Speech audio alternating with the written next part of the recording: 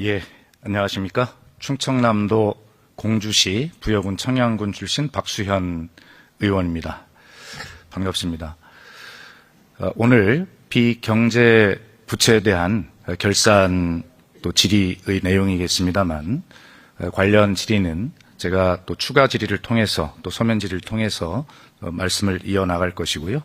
이 자리에서는 정말 우리 모두가 이 자리에서 한번 돌아봐야 할, 또 합의해야 할 역사의 문제에 대해서 한 말씀 꼭 드리고자 이 자리에 정말 떨리는 마음으로 이 자리에 섰습니다.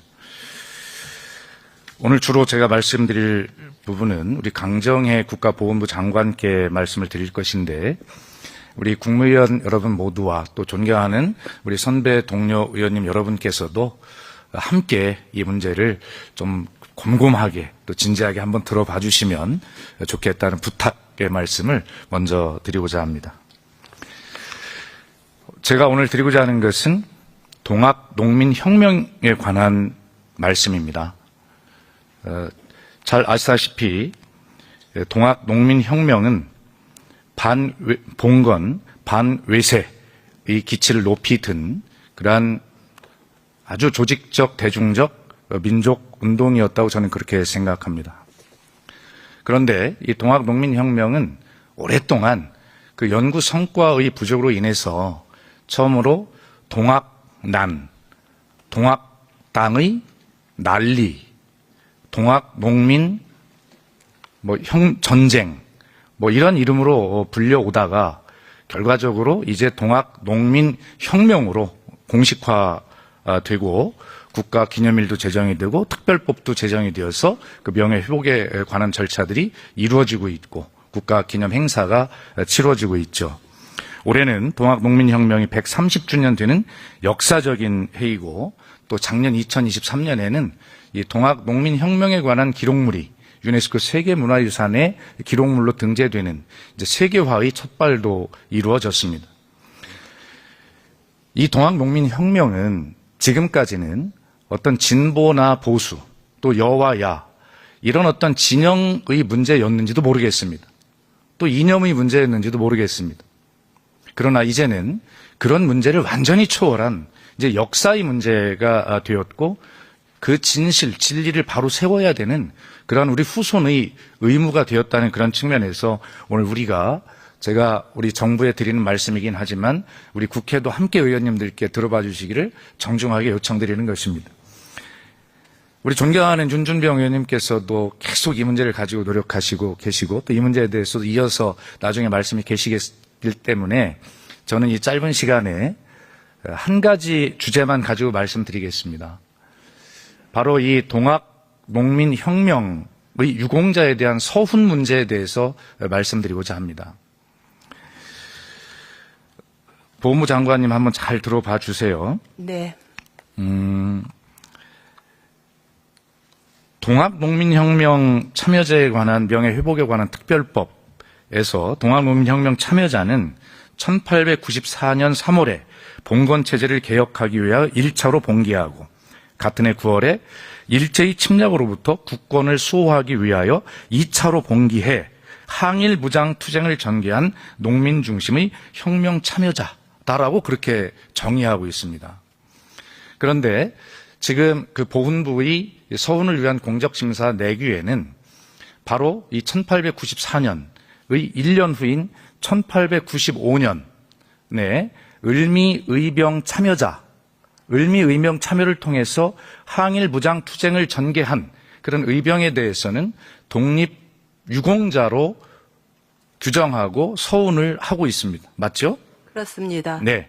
그런데 이 지금 제가 말씀드린 기준은 1962년에 한 번 변경이 되어서 1895년에 을미의병 참여자는 분명하게 독립운동의 유공이 있다, 이렇게 되어서 그 서훈의 그 대상이, 다시 말해서 항일 독립운동의 기점이 대개 1905년 을사늑약이나 1910년의 강제 한일 합병에서부터 확대되어 가지고 1895년 을미의병까지가 된 것입니다. 1895년 을미사변은 일본군이, 일본의 또 낭인들이 강제로 경복궁에 침입해서 우리의 명성황후를 시해했던 그런 사건이고 그것은 분명히 국권 침탈 행위로 보기 때문에 그렇게 1905년 10년에서부터 1895년까지 이 항일 독립운동이 기점이 확산된 것이죠.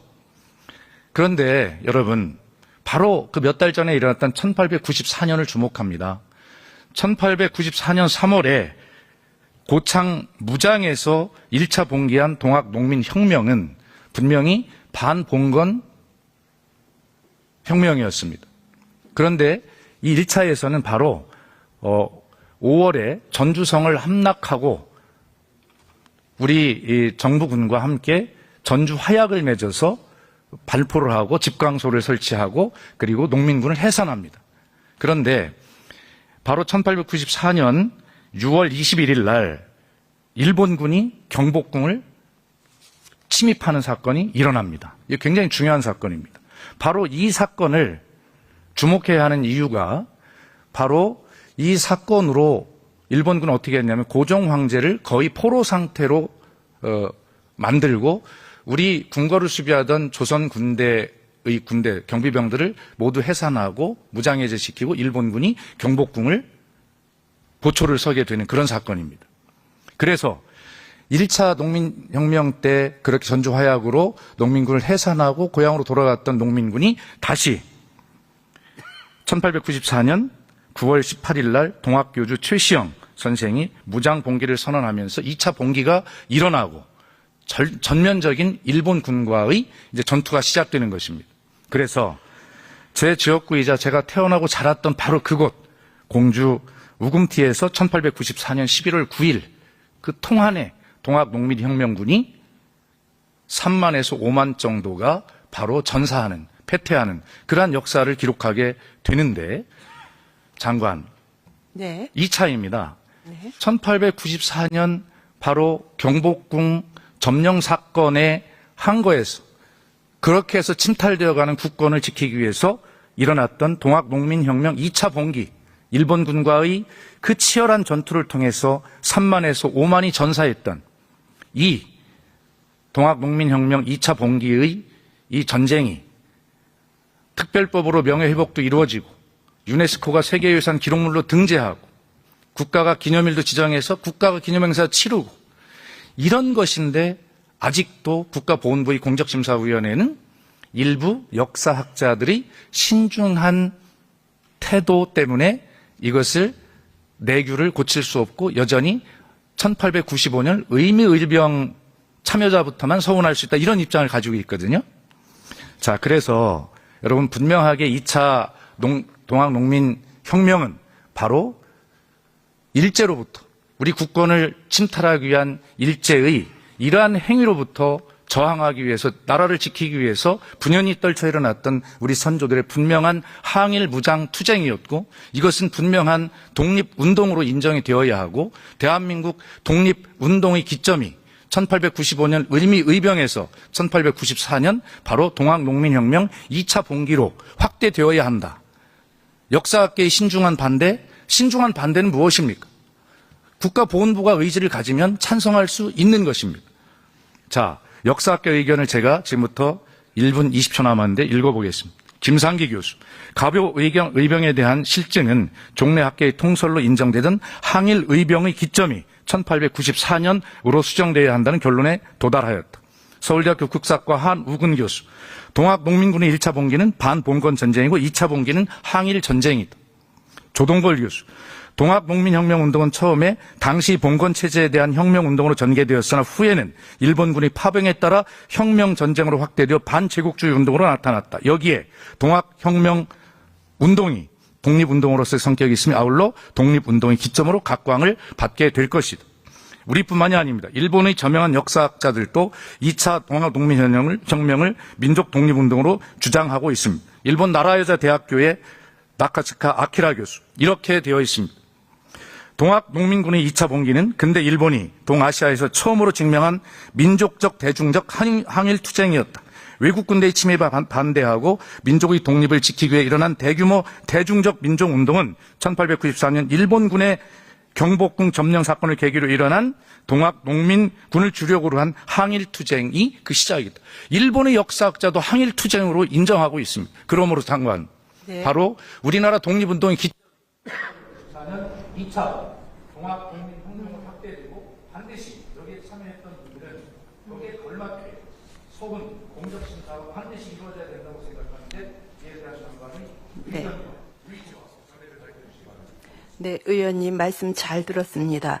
제2차 동학농민혁명 참여자의 독립유공자 인정 여부는 방금 의원님께서 말씀하신 대로 여러 그 학술적인 관점에서 전문가들의 의견이 다르게 나타나고 있습니다. 따라서 국가보훈부에서는 2020년부터 최근까지 4회에 걸쳐서 학계의 의견 수렴을 했습니다.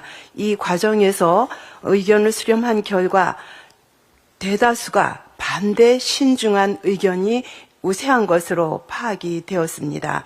따라서 역사학계 다수는 현재까지 독립운동의 시점을 을미의병으로 보고 있으며 방금 말씀하신 대로 임시정부도 같은 입장을 취하고 있습니다. 대한민국 임시정부의 순국선열 정의에 의하면 대한민국 임시정부는 순국선열의 날을 제정하면서 순국선열의 범위와 관련해서 13개 항목을 열거하며 제1항에 을미년 명성황후 시해 시점부터라고 밝히고 있습니다. 따라서 의원님께서 이렇게 말씀하신 부분에 대해서는 보훈부가 저희가 주도적으로 할 수 있는 그런 영역은 아니라고 생각하며 학계와 또 의원님의 또 다른 의원님들의 그런 입장을 잘 수렴하여서 이것을 더 심도 있게 논의하도록 하겠습니다. 장관의 답변은 여전히 변하지 않는 그런 어떤 닫혀있는 보훈부의 인식을 보여줄 수 있습니다. 더 토론하고 더 열린 사고와 사실을 요구합니다. 감사합니다. 네, 박수현 위원님 수고하셨습니다.